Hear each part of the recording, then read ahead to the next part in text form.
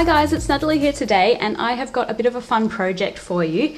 It's featuring the new Neat and Tangled maze die and the amazing sentiments that go with it, or that mix and match with it.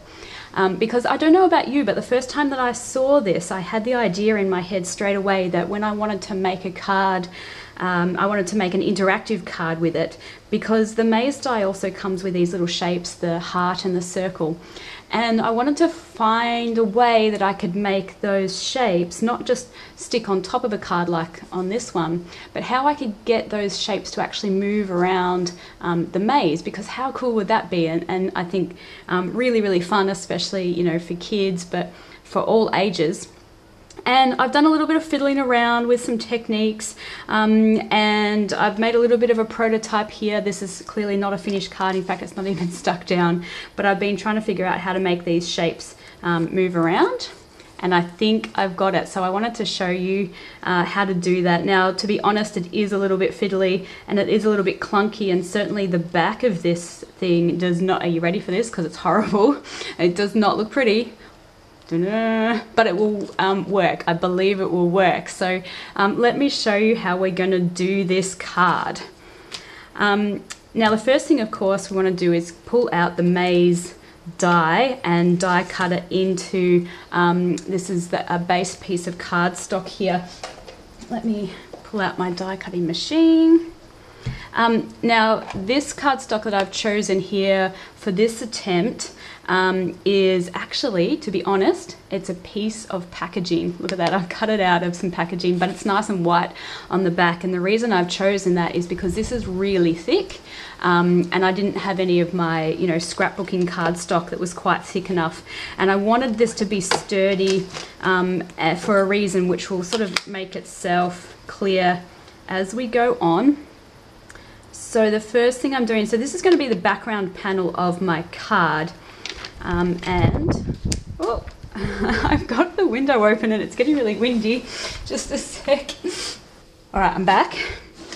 The first thing I'm going to do is cut this out.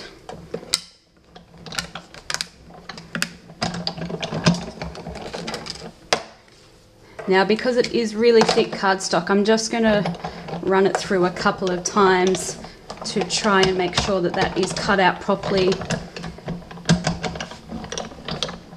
because this is certainly much thicker than your standard cardstock. But there we go. So that's my background bit. Now, today I'm not going to be using this piece, this positive piece, but you could certainly save that for another card another time. Putting my machine away, and I am mounting it on some brown cardstock, which I'm going to cut down to size because I've left this one a little bit too big at the moment. The next thing I did was wanted to, oh, I've missed a step already. See, I told you it's a little bit fiddly. I also want to cut out the same shape in some foam, some dimensional foam. So you can use fun foam, or, you know, the only foam I've got on hand at the moment is this glitter kids foam, but it doesn't really matter because it will work. It's just about creating a bit of dimension, because we're going to need space to build this maze up. So again, I'm going to be peeling off the negative part and using that on this occasion, and leaving the positive cutout piece for another time. So let me just do that. So the first thing is I'm going to mount this onto here, and I'm going to use some really strong double-sided tape to stick it all in place.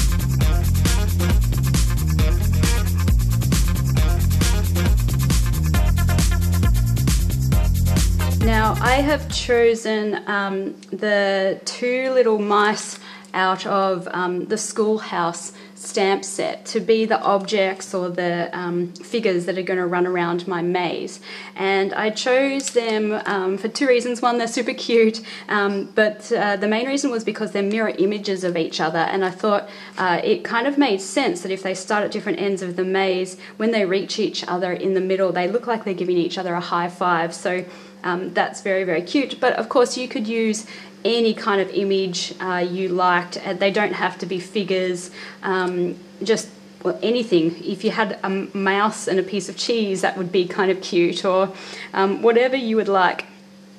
Now, the way that I have to get them to run around the maze is that I need to stick some things on the back of them to just give them something so that they can track inside the little gap that I'm making here. So I've got a little scrap of the same foam that I used to mount the die cut on, and I'm going to use a double, it's only going to take a tiny, tiny little bit, so forgive me that this is so tiny you can barely see it, but I'm going to use a double width, is that the right word? A double layer of the foam in these tiny little squares on the back.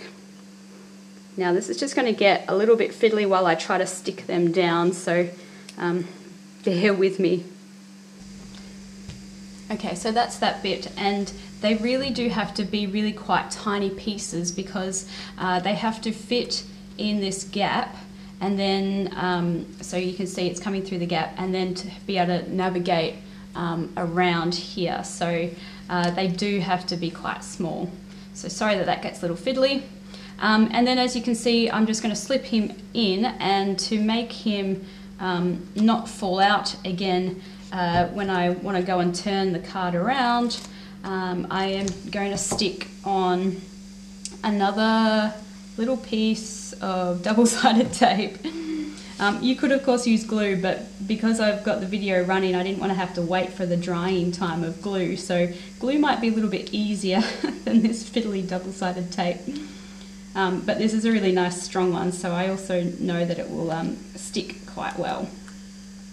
I've actually used the circle which comes in the Amazing or the Maze die, just because it was handy, and I'm going to stick that, but you don't have to use a die cut. You just basically need some kind of shape that is now wider than the width of the grooves, so that you can do this and it's not going to fall out, but so that he can still run around the maze. So do that with both the little mice here.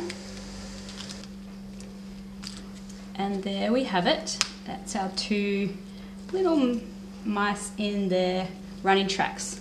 Now I used a double layer of the foam on the mice because now, just so that they run freely and aren't sort of brushing up against the paper, I do want to put now a double layer of foam like at the bottom and at the top. So I've just got another scrap piece. It doesn't matter that it's not the same color because you're not going to see this. And that's just going to go at the top and at the bottom. And at the sides, so that I can mount this. And you can see how, hopefully you can figure out how this is all coming together now. Maybe not quite yet, nearly there.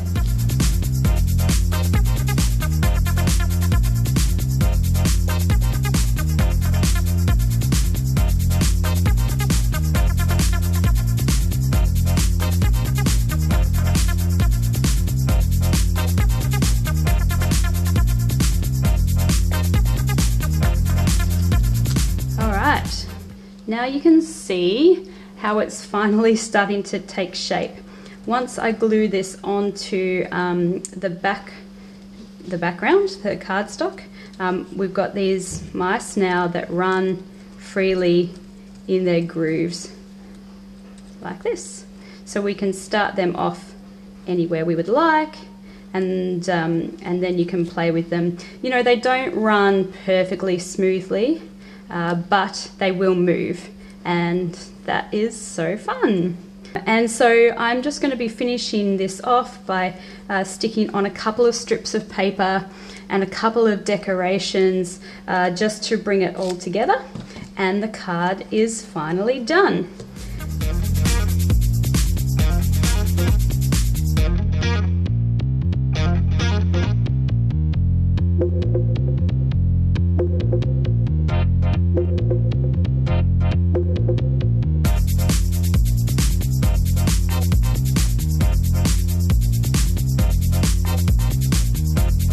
So there it is, just a few little embellishments to finish it off. I'm going to take this away and trim off the bottom edge so that that's not poking out.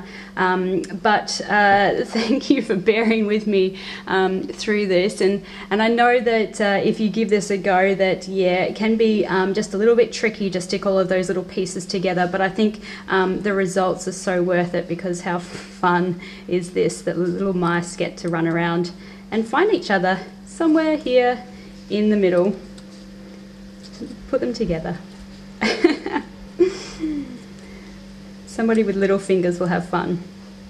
There they go. They're high-fiving. They found each other. It's true love. I hope you have fun with this technique, and I can't wait to see any of the things that you create using this as well. All right, guys, I will catch you again next time. See you.